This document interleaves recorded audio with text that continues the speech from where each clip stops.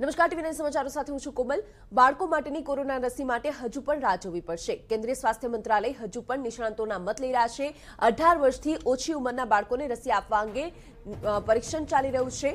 નિષ્ણાંતોના મત અત્યાર સુધીમાં સામે આવે છે કે જો બાળકોને કોરોના થયો હોય તો દવાથી રિકવર થવાના કિસ્સા વધારે સામે આવી રહ્યા છે, તો બાળકોનો ઇમ્યુનિટી પાવર વધારે હોવાનું તારણ સામે આવ્યું છે।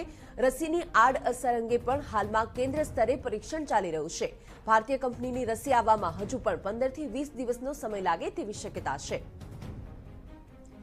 તો સરકાર ચિંતિત છે કે ઝાયકોવ ડીનો પુરવઠો 12 થી 17 વર્ષની વચ્ચેના બાળકો માટે કટોકટી સર્જી શકે છે અને ઉપયોગ અધિકૃતતા એટલે કે ઈયુએ આપવામાં આવતી 3 ડોઝ રસી બાળકોને ઇનોક્યુલેટ કરવાનું શરૂ કરવા માટે પર્યાપ્ત ન હોઈ શકે। તો કોવેક્સિન હાલમાં પુખ્ત વયના લોકો માટે ઉપયોગમાં લેવાય છે।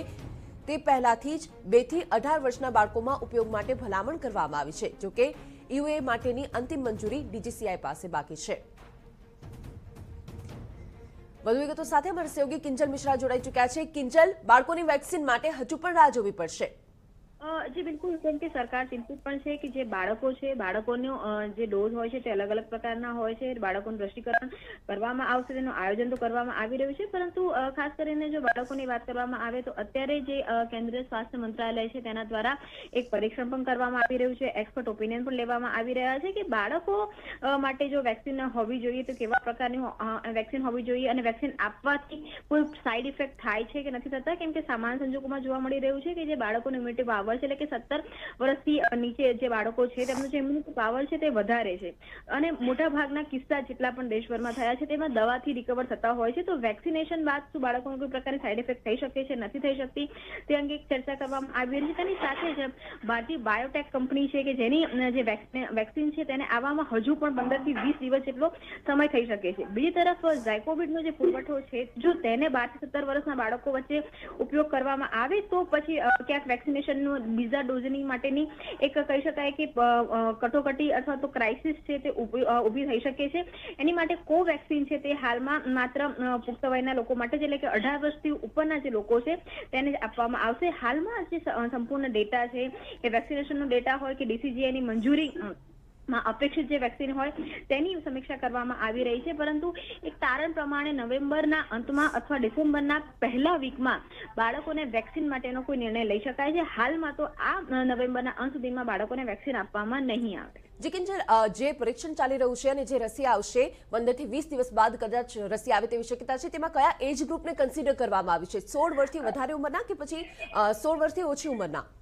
देखो 2 કેટેગરી કરવામાં આવી રહી છે। એક કેટેગરીમાં 2 વર્ષથી 10 વર્ષની ઉંમરના બાળકો અને બીજી કેટેગરીની અંદર 11 વર્ષથી 18 વર્ષ 17 વર્ષ સુધીના ઉંમરના જે બાળકો છે તેમને માટેનું જે અલગ અલગ વેક્સિનેશન છે તે માટેનું પરીક્ષણ છે તે હાલમાં ચાલી રહ્યું છે। સૌથી જે મહત્વનું છે કે 2 વર્ષથી જે 11 વર્ષની ઉંમરના જે બાળકો છે તેમની માટે હાલ અત્યારે સરકાર ખૂબ જ સંવેદનશીલ છે અને તેની માટેની વિચારણા, તેની માટેના જે પરીક્ષણ છે તે હાલમાં સર્વે છે તે ચાલી રહ્યા છે અને તેની સાથે જ 11 થી 18 વર્ષ એટલે કહી શકાય કે 2 અલગ અલગ એજ ગ્રુપ માટે હાલની કેન્દ્રનું જે હેલ્થ વિભાગ છે, હેલ્થ વિભાગ એ અલગ અલગ એક્સપર્ટ ઓપિનિયન લઈ રહ્યા છે, અલગ અલગ પરીક્ષણ ચાલી રહ્યા છે। જ્યાં સુધી એ નિશ્ચિત નહીં થાય કે બાળકોને વેક્સિન આપવી એ સંપૂર્ણ રીતે યોગ્ય છે, કોઈ પ્રકારની સાઇડ ઇફેક્ટ નથી, ત્યાં સુધી બાળકો માટે વેક્સિન આપવામાં નહીં આવે। કિંજલ, રસીના પ્રકાર અંગે જો વાત કરીએ તો કયા પ્રકારની રસી આપવામાં આવશે? તેને ઇન્જેક્ટ કરવામાં આવે તેવી શક્યતા છે કે પછી બાળકો માટે કદાચ નોઝલ વેક્સિન હોઈ શકે? देखो જે ખૂબ નાના બાળકો છે 2 વર્ષથી લઈને ખાસ કરીને 5 વર્ષના જે બાળકો છે તેમની માટે એક નોઝલની પણ વિચારણા ચાલી રહી છે। તેની સાથે જ જે રીતે સામાન્ય બીજી વેક્સિન આપવામાં આવતી હોય છે તે પ્રકારે તેમને ઇન્જેક્ટવાળી પણ વેક્સિનની વિચારણા ચાલી રહી છે। એટલે કહી શકાય કે જે વેક્સિનના પ્રકાર છે તે પણ 3 અલગ અલગ પ્રકારમાં છે, પરંતુ સૌથી જે ખૂબ જ સંવેદનશીલ જે સેગમેન્ટ છે બાળકોમાં એ છે 2 વર્ષથી લઈ અને 10 વર્ષના બાળકો માટેનું। તેની પર હાલમાં સૌથી વધારે વિચારણા ચાલી રહી છે। આ બાળકો ત્યારબાદ 11 વર્ષથી લઈને 18 વર્ષના બાળકો માટેની જે વેક્સિનેશન છે તેની પર કામ કરવામાં આવશે, પરંતુ જે બાયોટેક છે લગભગ જે બાયોટેક વેક્સિન છે તેની પર સૌથી વધારે સરકાર ભરોસો મૂકી રહી છે। બાયોટેક વેક્સિનના તમામ જે પરીક્ષણો છે તેમાંથી સફળતાપૂર્વક પાર થાય ત્યારબાદ જ જે બાળકો છે તેના જે 2 અલગ અલગ એજ ગ્રુપ છે તેમાં વેક્સિનેશન માટેની એક પ્રોસેસ છે તે કરવામાં આવશે।